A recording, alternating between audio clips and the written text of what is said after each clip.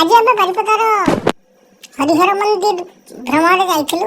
संध्या समय उपगत है।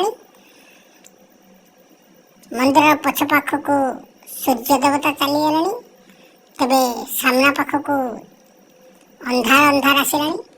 आसतु हरिहर मंदिर देखा सहित जो मैंने प्रथम मो चैनल को नुआ कर दयाकोरी सब्सक्राइब करेंगे। यापर आपण पाखक मयूरभंजर जेकोसी भिडियो मु करी आपण पाखे पहुँच। तेरे ये मंदिर टी बारिपदार बाहर बेले दारगाढ़ी गोलई पड़े दारगाढ़ी गोलई रु कुस्ता रोड ठीक 200 मीटर दूर ये पड़ू। 200-300 मीटर दूर हम। इतने विभिन्न प्रकार देवदेवी सहित मुख्य मंदिर दुईटी अच्छी। गोटे हरि एवं गोटे हर अर्थात हरि मंदिर रे लक्ष्मीनारायण एवं हर मंदिर रे हर पार्वती रही था। भितर नना अच्छी चलते टे भीतर को जीवा।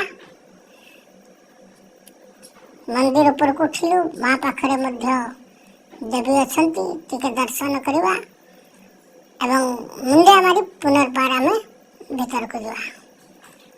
ये नना अच्छा टे लक्ष्मीनारायण मंदिर प्रथम प्रवेश कलु।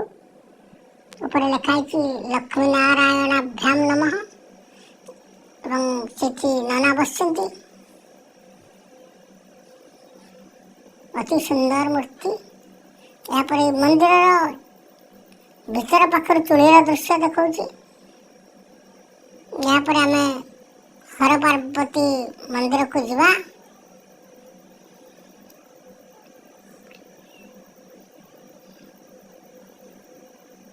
एथिरे सुंदर भाव में कारुकार्य होइछि। एठी शिवरात्रि दिन प्रबल भीड़ हुए। पार्श्व कांथ गुड़िक विभिन्न प्रकार चित्र विचित्र कराई। विभिन्न प्रकार मूर्ति विभिन्न प्रकार फोटो सब देखु। आउ जो मैंने प्रथम मो चैनल को आसछन्ति दयाकोरी सब्सक्राइब कर बेल आइकन बजाइदेवे जद्वारा आपण पाखक भिडियो पहुँची जीव।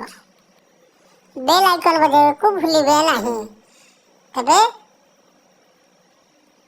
नेक्स्ट वीडियो आपण पाखक पड़ेब। आपण आराम रे देखि परिबे। नोटिफिकेशन जाई परिबो। तेणु आउ गोटे कथा भल लगे निश्चय लाइक करेंगे एवं शेयर करेंगे। एवं जदि कौन सी जगार वीडियो देवाई आप चाहते देखापी चाहते तेरे कमेंट लिखे। मु चेष्टा करी तार वीडियो देवाई।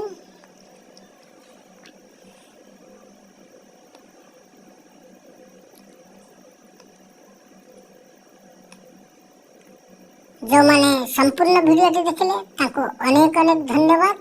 Thank you.